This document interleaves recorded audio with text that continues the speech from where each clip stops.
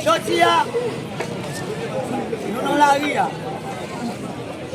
Nous ne pas prendre la ria pour plaisir. Comme tout le monde a constaté ça. Vaudouisant, là nous dans la rue, nous pas dans la rue pour plaisir. Nous prenons la ria, c'est pour nous lancer sa révolution. Révolution, ça veut dire qui ça? C'est pour nous dire, même gens en Côte d'Ivoire, ils reconnaissent Dessalines comme Dieu. Eh bien, nous, vaudouisants, Kava, qui se conduit pour nous haïtiens, nous battons Jésus de Nazareth qui est venu mourir pour nous. Nous ne pouvons pas connaître Jésus, mais nous avons seulement Dieu Dessalines qui est mort pour nous. Jésus c'est bas au ballon. Et je dis, nous venons dire, pour 12 ans, qui est pratique,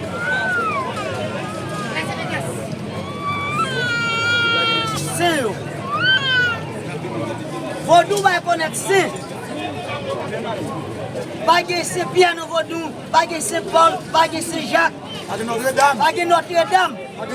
Dans Vodou, nous reconnaissons Maman Jumeau, nous reconnaissons Maman Marie. Dans Vodou, nous reconnaissons Ogou, nous reconnaissons Saint-Jacques. Eh bien, ça veut dire qui ça? Les Occidents, côté, pour Dieu mafia, pour Dieu Kadejake, pour Dieu volé, pour Dieu massissia, pour nous trahir, c'est cette nous. Moun qui fait nous bien, je dis à nous dit non. Nous dit ça c'est trop bâton. Je dis à nous pour le monde qui fait nous bien, moun qui est mort pour nous, c'est Dessalines. Pas que Jésus qui est mort pour nous. Jésus c'est côté au côté de nous. C'est l'Occident côté pour nous. Nous avons par exemple, la Chine a vécu sans Jésus. Plus gros puissance économique mondiale, c'est la Chine. Ça veut dire que nous avons dévancé par Jésus Colon. Je dis à nous pas reconnaître Jésus Colon. Je dis à nous non Vodou. Nous reconnaître, si nous reconnaissons Dieu, nous reconnaissons Dieu Dessalines. Même genre à Côte d'Ivoire. 110%. Aïe, Dieu Dessalines nous reconnaît. 110%. Aïe, 110%. Aïe, 110%. Aïe, alors, nous venons dire l'église déchouquée Vodou pendant 13 fois déjà dans le pays. Nous ne pouvons pas prendre une autre déchoucaille. Puisque Terre Sahara, c'est terre pas nous. Terre Sahara, c'est terre à Vodou. Terre Sahara, c'est terre à Zensek nous. Et qui t'aime dit nous, pour nous, qui n'en Vodou, qui toujours dit, qui toujours prier Jésus. Monsieur le maire de la belle ville d'Haïti, qui en profite pour nous remercier pour nous avoir accueillis pendant les troubles à Port-au-Prince depuis le début de l'année, qui nous a permis de rester en Haïti et de travailler avec notre pays. Monsieur le coordonnateur de la CNSA, mesdames et messieurs les représentants de la communauté internationale, madame la chef de parti adjointe de l'initiative RASA, chers amis. C'est un honneur pour moi d'être ici aujourd'hui à l'occasion de cette cérémonie de la Journée mondiale de l'alimentation et encore plus sur le lancement de l'année du manioc en Haïti. Il y a 20 ans, pour être tout à fait honnête avec vous, je ne suis pas sûr que le pape aurait eu toute sa place dans un événement tel que celui-ci. En ces temps-là, notre modèle reposait quasi exclusivement sur des vivres importés pour répondre aux besoins alimentaires d'urgence. Mais à culpa, Même si l'ampleur de la crise, et le coordonnateur de la CNSA l'a rappelé, 5,4 millions de personnes en insécurité alimentaire, nous oblige à des solutions imparfaites.